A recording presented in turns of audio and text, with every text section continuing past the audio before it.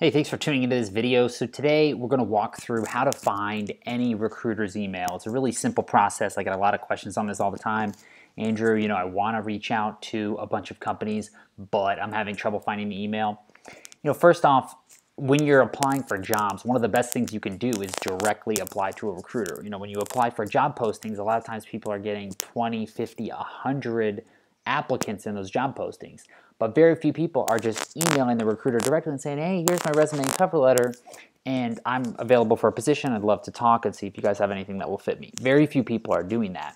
And so if I'm a recruiter and I'm getting 50 responses on this job posting, but I'm getting two emails sent to my personal email, when you're sent to the personal email, you're much more unique. You're much more likely to get more attention paid to you, and you're much more likely to get a response. So in this video, I'm going to walk you through how to define basically who you're trying to reach out to, how to search for the email structure for the company, and then how to actually find the recruiter. And we're actually going to go through a little bonus, which is the actual email to send them, which I've included in the blog post below. And if you're watching this on YouTube, you'll be able to find this just below the video. So you can literally copy and paste this wording and use it for an email so you can try to get a response from a recruiter. The first thing is to define your target. So are you looking at campus recruiting or experienced recruiter? If you're currently a college student, you're going to be looking at campus recruiters. So these are people that are going on campuses and hiring people. If you're already working in public accounting or private accounting, or maybe you've had a couple years experience, you're really going to be looking for experienced recruiters. And that's really, that's without going into too much detail, those are the two categories. But I'm going to show you how to find either one of these by looking in Google. So first off, when you come over here to Google, I kind of was testing this out earlier, so I went ahead and already started, but this is really an example of what I would do. I would look at Deloitte, Dallas Experience Recruiting, LinkedIn, and I would go through here and I would find all of the people that might be at Deloitte in Dallas doing experience recruiting. Now I'm seeing recruiter at Deloitte for Dallas. I'm seeing campus recruiting account lead. Keep going down here. Experienced hire recruiter. I mean, you can really do this for any city. I can do this for Atlanta, so on and so forth. And that's really, how you can go through and find people. Here you go, associate experience hire recruiting specialist. Now, just because I see this woman's name here, Ashley, and I know that she's in Atlanta, Georgia, if I go to her LinkedIn, I'm almost never going to have her email. So how am I going to be able to actually find her email? Well, I'm going to have to go ahead and do a little bit more of a search here on Google, and I'm going to have to put something like email at Deloitte.com. And sometimes this takes a little bit of searching, especially when you're looking at smaller companies. But a lot of times I go down here and I'm able to find the answer. So what I'm looking for is an email, and you can see here, this is email iaharper@deloitte.com.au. That's probably another country, probably Australia. That's not what I'm looking for. Okay, so here we go. First, here's an example here. S. Cockrell at Deloitte.com. That's the first, most likely that's the first initial last name at Deloitte.com. But I'm going to keep looking through here. Here's another one, J. Orfero at Deloitte.com. I'm guessing that's first initial last name. And I'm just kind of coming through here trying to get a good idea. Okay, what is the structure of the email? R. Erickson. Yeah, so I'm pretty sure it's first initial last name at this point. I've kind of found 3 examples. So I'm going to come over here and say, first thing I define my target. I want to find, let's say, an experienced recruiter. I want to search for the email structure. I've really found it. So it's first initial A, and then my last name, argue@Deloitte.com. That's really what it's going to be for Deloitte. Now I can go to find any recruiter, and as long as I have their name, then boom, I'm going to be able to go ahead and email this person. So let's go back to this page where I was saying, okay, Deloitte, Atlanta, experience recruiting. I mean, I can really go to any city. I think I was, previously in Dallas. I can go to Atlanta. We've got experienced hires, lead experience recruiting associate. Let's just pick one of these here. I would pick this here, and I would do this, and then I would just delete the first name, and I would take @Deloitte.com. Now, it's not 100% that this is going to be your email. I don't know for certain, but it's a very likely guess. That only took me a few minutes. Now, if I was actually going through here, I might email Ashley. I might also email Sara, because if I'm looking in Atlanta, Georgia, I'm probably going to want to hit up multiple contacts rather than just emailing one person. So I'm going to hit up Ashley. I'm going to hit up Sara. I don't even need to go to their LinkedIn because I've already got their information.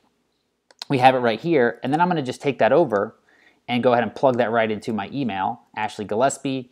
And this is the email structure. I'm going to walk you through this briefly, and I've included this down below in this email. And this is really the last step. Once you've got her email, boom, you're ready to send her a note.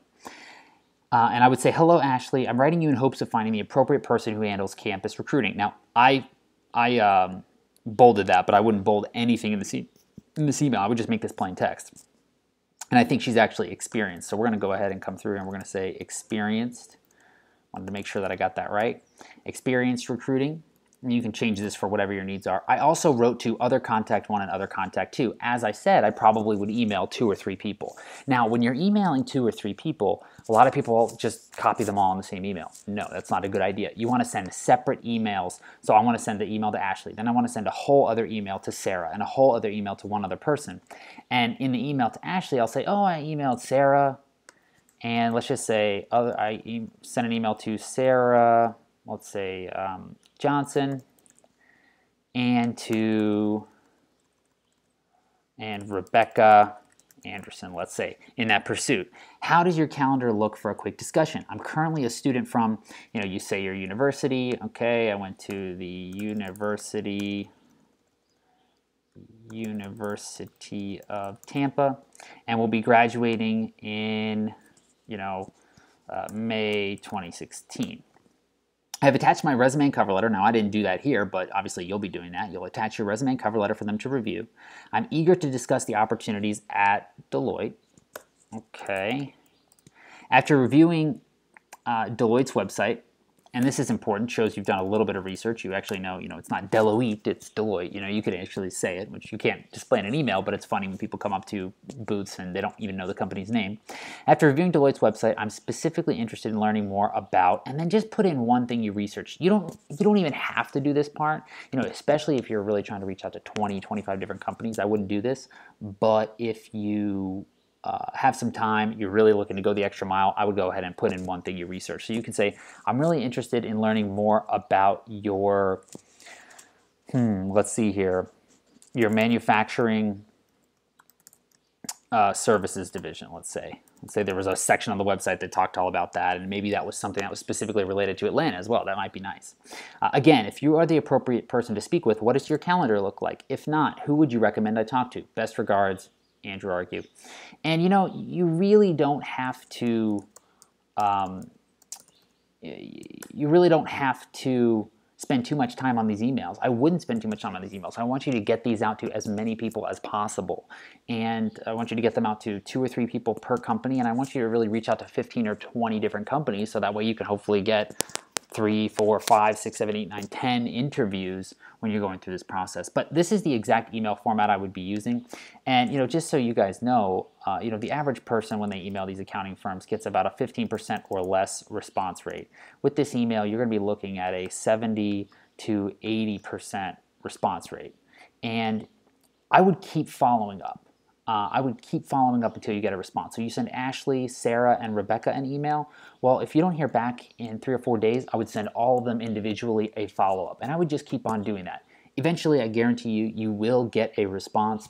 Sometimes people are just, they have so many emails. They're looking at tons and tons of candidates. They don't get the time to get back to you right away. So that's really the process. First thing is define your target, then figure out the structure of the company's email, then go ahead and look up the names of those people and just go ahead and guess the emails in here. Now, if you are having a little bit of trouble and you're getting these, oh, this is not the right email, those errors when you send the wrong email, you got to do a little bit more research. You got to go back to the drawing board. Are you looking at the wrong email for the company? Maybe this person has a middle name.